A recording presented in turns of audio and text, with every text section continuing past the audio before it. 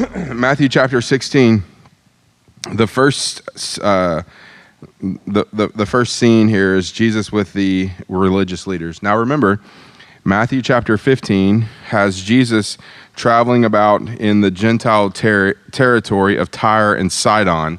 He interacts with a Canaanite woman in verse 22, and he has now gone and fed 4,000 people in this heavily Jewish area at the end of chapter 15. And then in the end of chapter 15, verse 33, the Bible says, after dismissing the crowds, he got into the boat and went to the region of Magadan. And so now he's heading back into Jewish country. So he's kind of departed the Gentile world and he's heading back to the Jewish world. And who are the people who meet him as soon as he crosses the county line? The Pharisees and the Sadducees. So the Pharisees and the Sadducees. Well, let's kind of understand who those are first. So first, who are the Pharisees? Okay, they were religious leaders, but what about them specifically?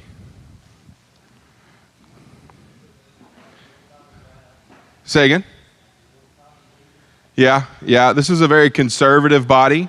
It was very much, this is the law, you're going to obey the law. Remember back a few chapters in, was it chapter 15, when they were elevating the law, and he was like, why don't your disciples wash their hands? And he's like, well, why do you disobey and not honor your mom and dad? And so they were trying to elevate the law in the Pharisees. For the Pharisees, it was all about self-righteousness. It was how you looked, how you appeared. It was just this self-righteous behavior and demeanor that you put out, okay? Then you had the Sadducees. Who are the Sadducees? I remember as a kid, they were sad, you see, right? All right.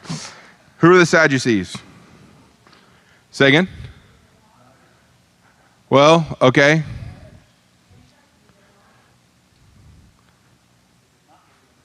They did not believe in the resurrection. These were the wealthy people. These are the people that had the money. They were the people who, for the Pharisees, it was self-righteousness. For the Sadducees, it was self-indulgence.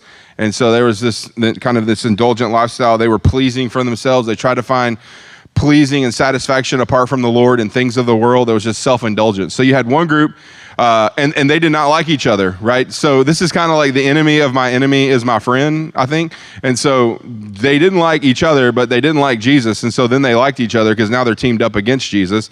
And so the religious leaders, the Pharisees, these self-righteous people, and then the Sadducees, these self-indulgent crowd who comes up to Jesus,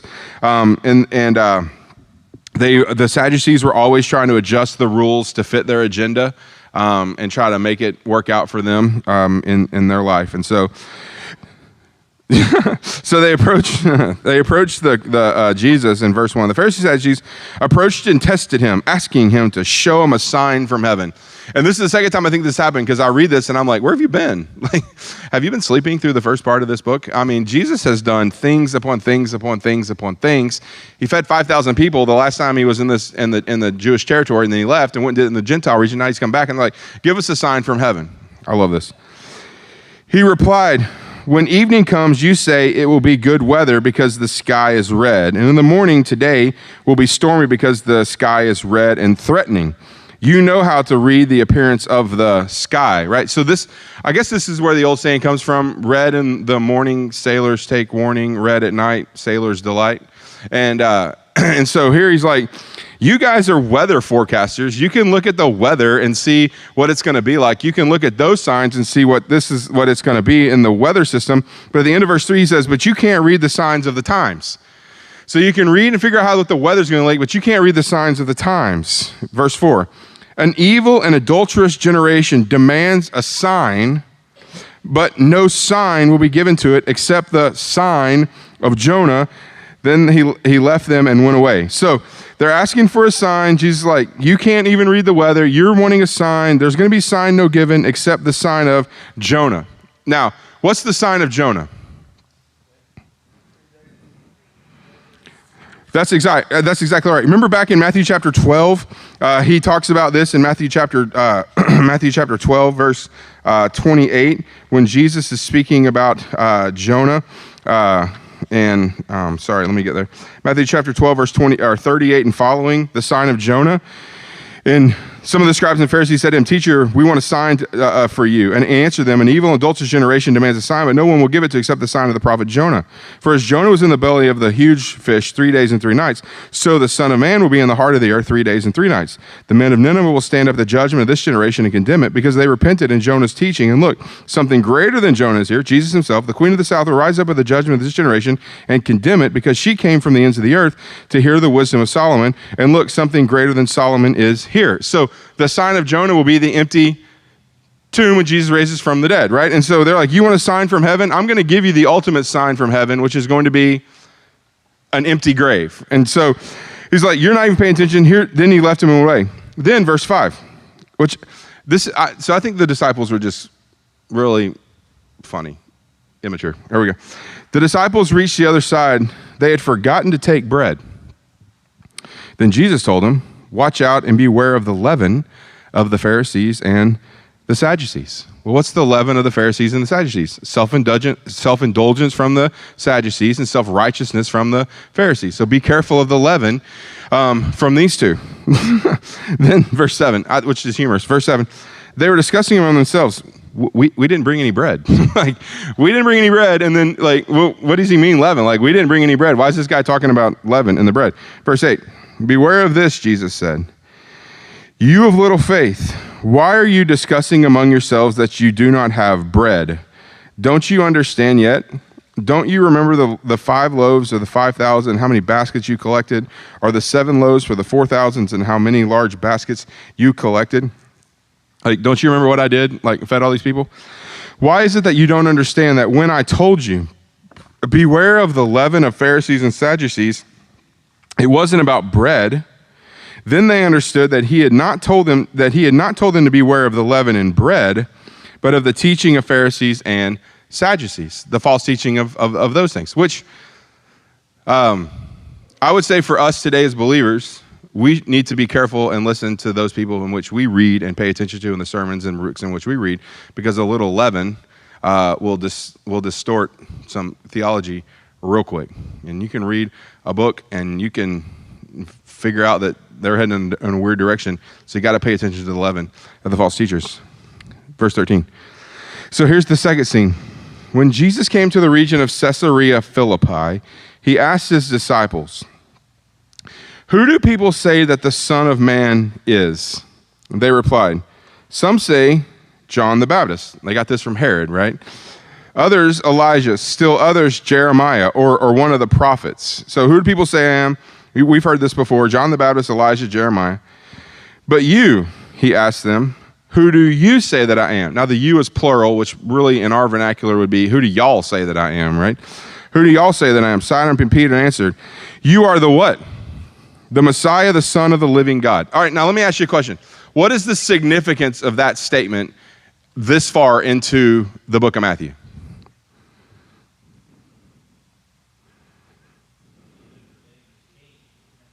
Say that again. Okay.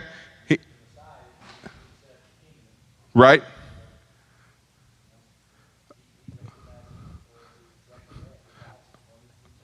Okay, that's right. He's acknowledging that you're the Messiah. You are the Messiah, but the Son of the living God. But not so much what he said, but the timing of what he said.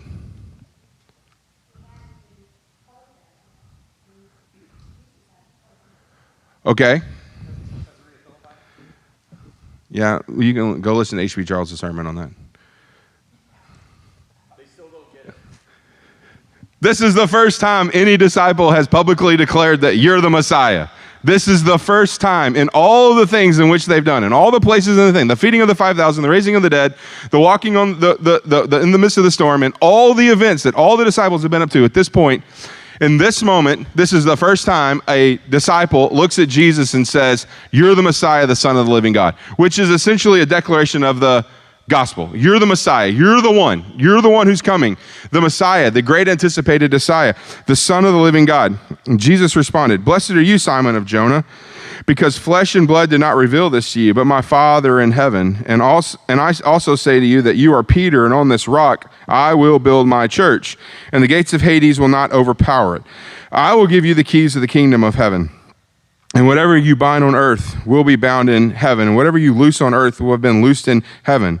Then he gave the disciples orders to tell no one that he was the Messiah. And we won't spend a lot of time here, but I just think it's important that in two separate statements, when Jesus says, I will build my church, and then in verse 19, I will give you the keys, this is a declaration of the authority of Jesus. This is Jesus saying that I will build my church, not anybody else. I will build my church, and I will give you the keys of the kingdom. This is the declaration of Jesus's authority. So, in fact, I wrote down Matthew chapter 18, verses 15 through 20. So flip over to Matthew chapter 18. This phrase, whatever you bind on earth will be bound in heaven, whatever you loose on earth will be loosed in heaven, will be talked about in Matthew chapter 18 when he deals with conflict resolution between brothers. Now, who takes this passage of scripture and completely distorts it? Catholics, right? Let's talk about that for just a moment. Is Jesus establishing papal authority? No. Why?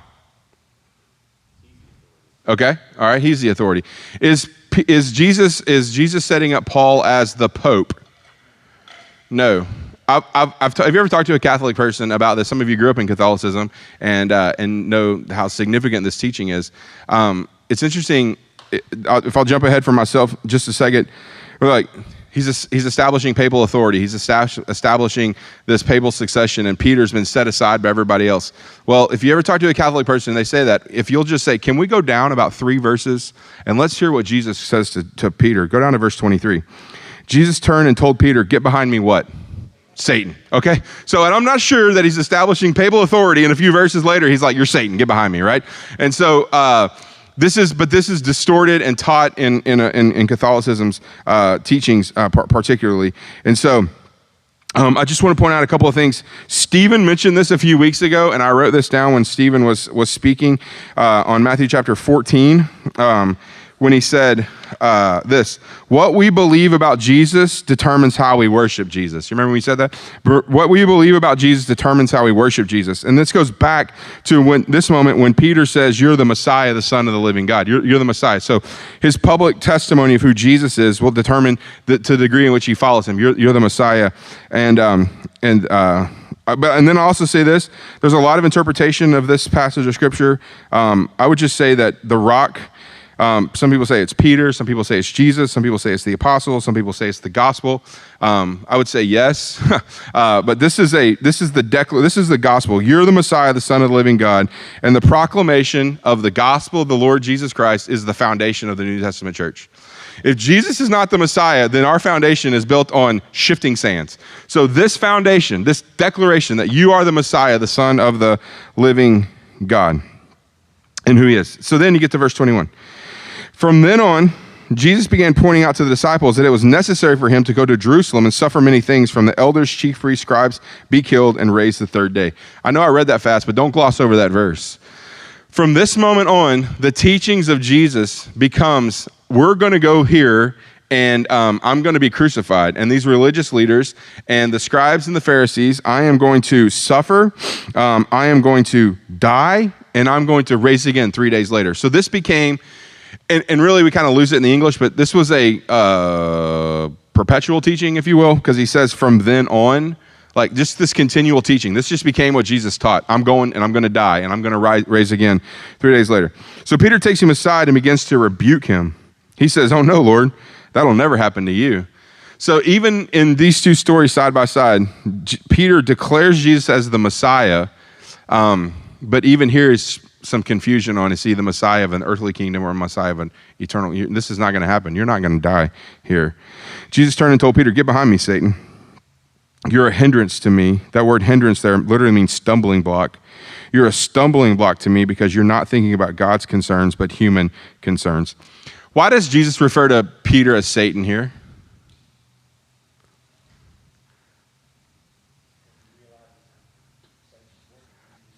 Okay.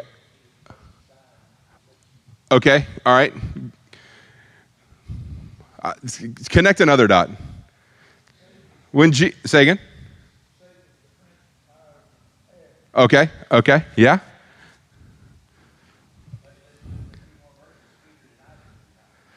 Okay? Okay, I think, so let me say this. Quit thinking forward and think backwards. Why does Jesus call Peter Satan here? Because he's declaring that his mission, his entire purpose of coming as the Messiah is to die. He's saying, this is my plan, this is the plan of salvation.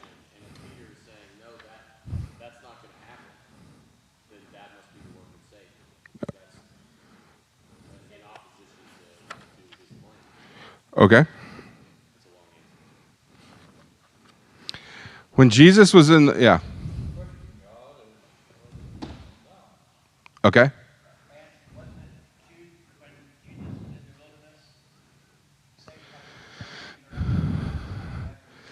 Yeah, so remember when Jesus was in the wilderness and Satan came and tempted him thrice times, one of the temptations was just establish your earthly kingdom, right? You don't have to go through this dying process. You don't have to do all this. It's just your kingdom. Look out over the land. This is your kingdom.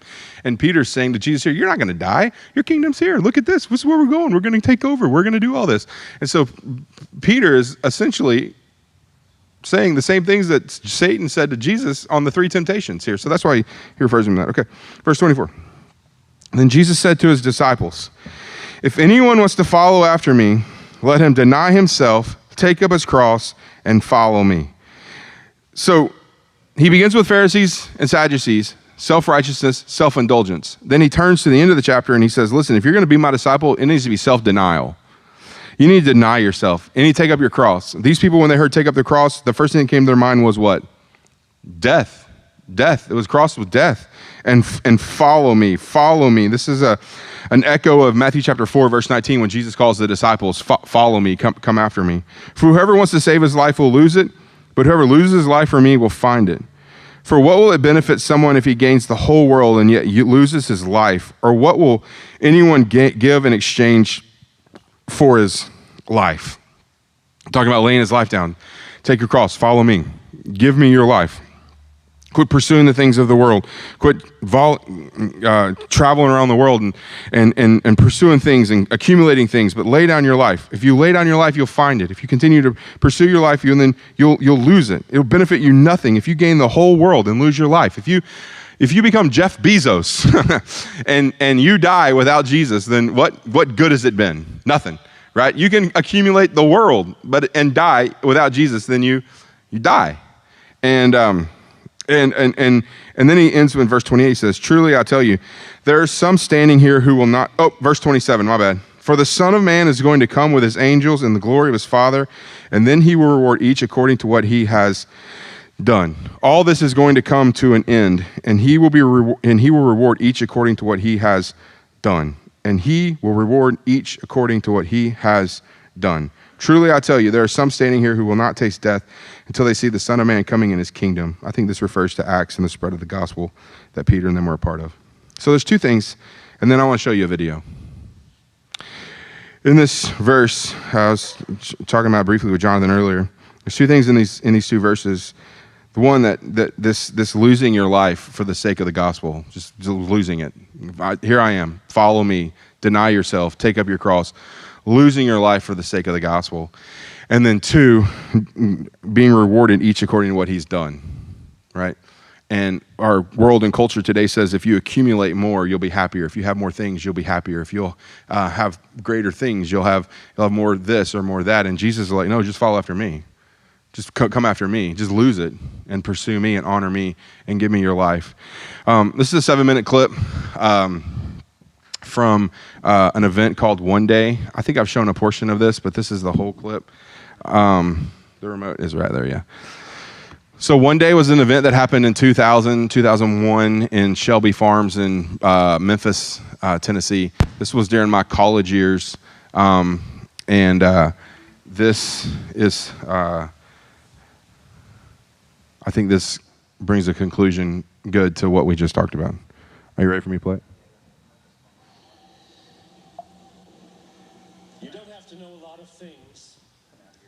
In order to make a huge difference for the Lord. Stand by. Which one I want? This one? This one?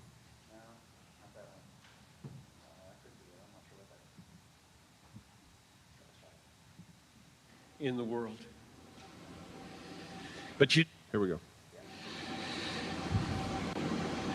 you don't have to know a lot of things in order to make a huge difference for the Lord in the world. But you do need to know a few things that are great and be willing to live for them and die for them. People that make a difference in the world are not people who have mastered a lot of things. They are people who have been mastered by a very few things that are very, very great. If you want your life to count, you don't have to have a high IQ and you don't have to have a high EQ. You don't have to be smart. You don't have to have good looks. You don't have to be from a good family or from a good school. You just have to know a few basic, simple, glorious, majestic, obvious, unchanging, eternal things and be gripped by them and be willing to lay down your life for them, which is why anybody in this crowd can make a worldwide difference, because it isn't you, it's what you're gripped with. But one of the really sad things about this moment right now is that there are hundreds of you in this crowd who do not want your life to make a difference. All you want is to be liked. Maybe finish school, get a good job, find a husband or a wife, a nice house, a nice car, long weekends, good vacations, grow old healthy, have a fun retirement, die easy, no hell. And that's all you want. You don't give a rip whether your life counts on this earth for eternity. And that's a tragedy in the making. That is a tragedy in the making. About 3 weeks ago, we got news at our church that Ruby Eliason and Laura Edwards were killed in Cameroon. Ruby Eliason, over 80, single all her life, a nurse, poured her life out for one thing: to make Jesus Christ known among the sick and the poor in the hardest and most unreached places. Laura Edwards, a medical doctor in the Twin Cities, and then in retirement, partnering up with Ruby, also pushing 80, and going from village to village in Cameroon. And the brakes give way. Over a cliff they go, and they're dead instantly. And I asked my people, is this a tragedy?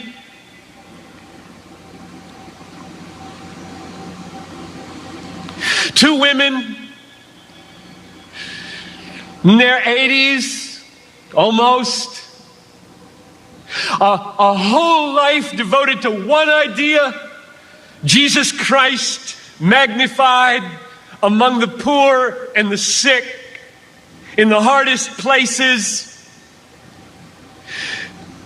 And 20 years after most of their American counterparts had begun to throw their lives away on trivialities in Florida and New Mexico, fly into eternity with a death in a moment. Is this a tragedy, I asked?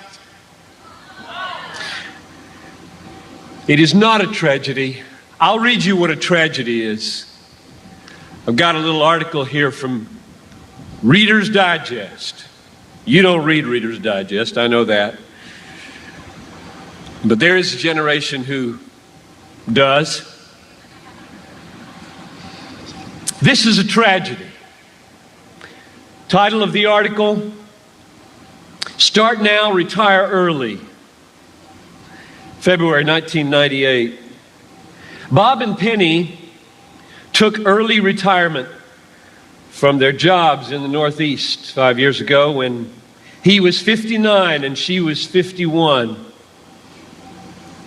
Now they live in Punta Gorda, Florida, where they cruise on their 30-foot trawler, play softball, and collect shells. That's a tragedy. That's a tragedy. And there are people in this country that are spending billions of dollars to get you to buy it. And I get 40 minutes to plead with you, don't buy it. With all my heart, I plead with you, don't buy that dream. The American dream. A nice house, a nice car, a nice job, a nice family, a nice retirement, collecting shells. As the last chapter, before you stand before the Creator of the universe to give an account with what you did, here it is, Lord, my shell collection. Look, Lord, my shell collection. And I've got a good swing. And look at my boat. God, look at my boat, God. Well, not for Ruby and not for Laura. Don't waste your life. Don't waste it.